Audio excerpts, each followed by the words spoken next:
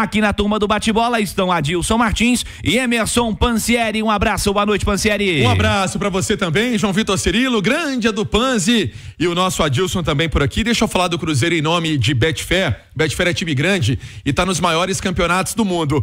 Ô Cirilo, eu tô naquele famoso F5 esperando Bruno Faleiro ou Estevão Germano na liberação da lista de relacionados pelo técnico Fernando Seabra para esse confronto de amanhã. Mas você trouxe na manchete, eu acho que não tem muita surpresa em relação ao time, pelo menos naquela linha que a gente vem raciocinando junto com o treinador. Um exemplo, Gabriel Veron como opção no banco de reservas, segurar talvez o Álvaro Barreal pensando no compromisso contra o Libertad na quinta-feira. E aí já vai esclarecendo, por exemplo, o ataque de Lautaro Dias com o Caio Jorge.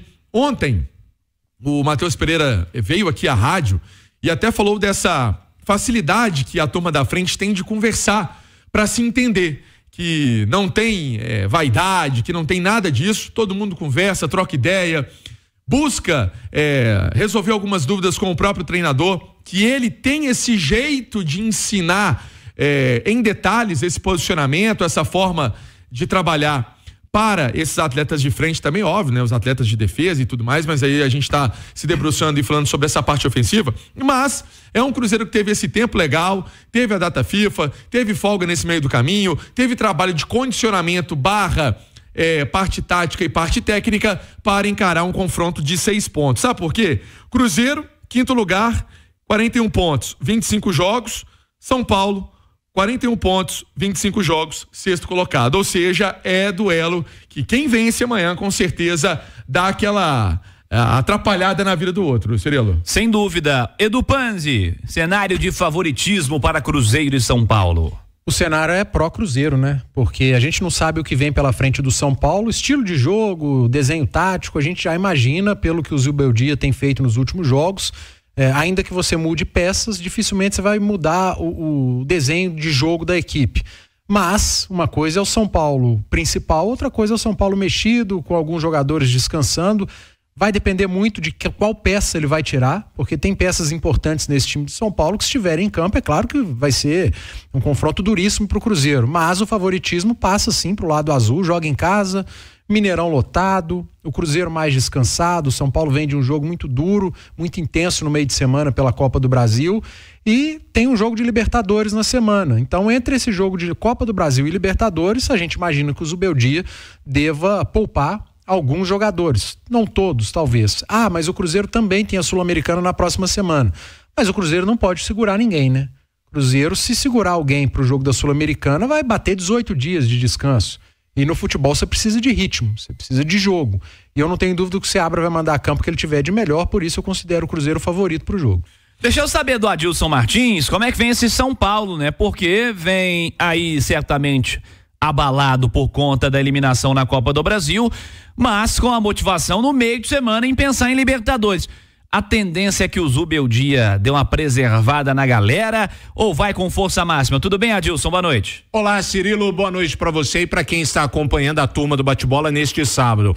A princípio, o Zubeldia deve mandar um time misto pro jogo de amanhã contra o Cruzeiro no Mineirão. Por quê? Você já disse, tem Libertadores no meio de semana contra a equipe do Botafogo, jogo no Rio de Janeiro na próxima quarta-feira. Depois da eliminação na Copa do Brasil para o Atlético, jogadores retornaram em voo fretado para São Paulo, fizeram a última atividade agora à tarde no CT da Barra Funda e a novidade poderá ser o lateral esquerdo Jamal Lewis, ele que defendeu a seleção da Irlanda do Norte na Liga das Nações da Europa. A delegação vem em voo fretado daqui a pouco para Belo Horizonte. O treinador, ele não conta com Rafinha e Bobadilha, jogadores que irão cumprir suspensão automática, e Rodrigo Nestor, que teve uma entorse no tornozelo direito no final do jogo contra a equipe do Atlético. O São Paulo, que vem de uma derrota pro Fluminense 2-0 na última rodada do Campeonato Brasileiro, tem apenas a 9ª colocação jogando como visitante, são 33% de aproveitamento. Então, Vamos lá com esse provável São Paulo para amanhã. Rafael, Igor Vinícius, a dupla de zaga, Arboleda, Sabino e Wellington na lateral esquerda. O meio campo com Marcos Antônio, Lisiero e Luciano. O ataque com Eric, André Silva e William. Deve ser o provável São Paulo, Cirilo, pro jogo de amanhã contra o Cruzeiro no Mineirão. Volto com você, Cirilo. Valeu, Adilson. Detalhe, em amanhã, a partir de 5 horas da tarde, a nossa transmissão para Cruzeiro e São Paulo, para Bahia e Atlético, mas a jornada esportiva começa mais cedo, tem o jogo do Coelho contra o Peixe, Santos e América. Daqui a pouquinho a gente passa a escala completa aí, os detalhes para você nos acompanhar amanhã. É um domingo de muito futebol aqui na Itatiaia. Mas o Cruzeiro, Pansieri. Exatamente. E aí, Cirilo, o Cruzeiro, como optou por fazer uma alteração nesse cronograma de sábado, inicialmente essa atividade seria de manhã. E aí houve ali uma também ideia da própria comissão técnica com a diretoria de futebol que era interessante puxar esse treino para tarde, para ter mais intensidade, para dar um descanso também de uma janela e outra de atividade.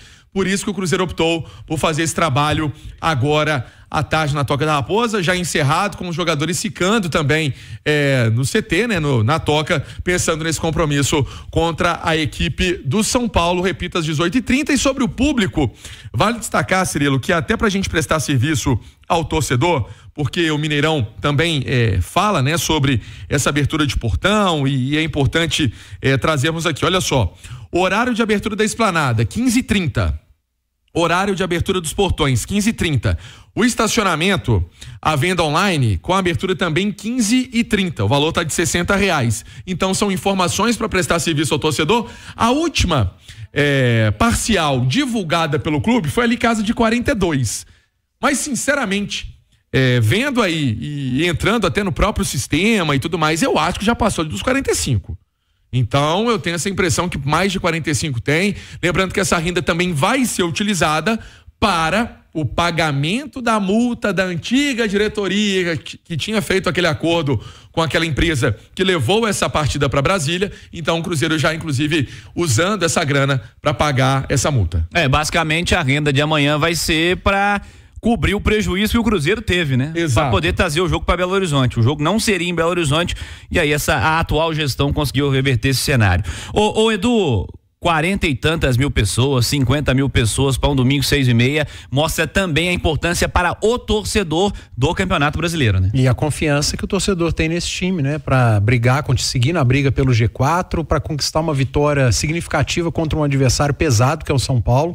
E para chegar com moral lá em cima, numa Copa Sul-Americana contra o Libertad. Isso tudo conta. O jogo anterior conta, ele é sempre muito importante e o torcedor está comprando a briga. E a diretoria simplesmente comprou a vantagem técnica, né? Comprou a vantagem de jogar no seu estádio, de ter o seu torcedor. Infelizmente a gente está falando disso, mas aconteceu.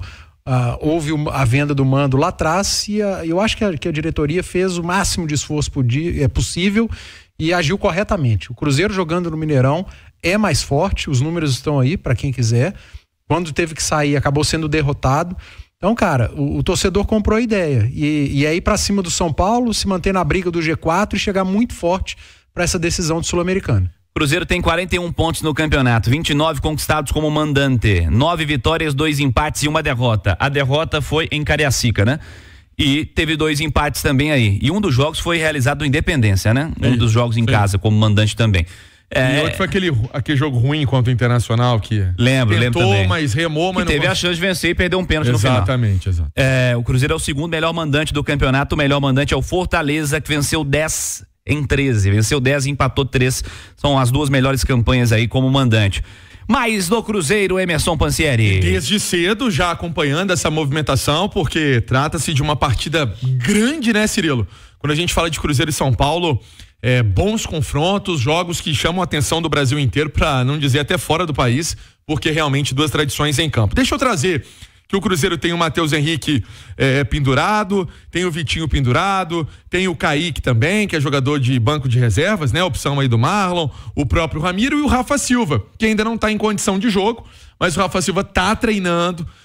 Fiquei sabendo que realmente, a gente falando, tá com vontade, né, Cirilo? Porque sabe que essa chance pode aparecer, só tem lá o Caio Jorge para fazer essa função de frente com a lesão do Dineno, que segue já esse trabalho de fisioterapia na Toca da Raposa, junto com o Japa, mas o Rafa Silva tá realmente naquela parte final ali de recuperação para que possa ficar à disposição do técnico Fernando Seabra. Sendo assim, um provável Cruzeiro para amanhã, nação.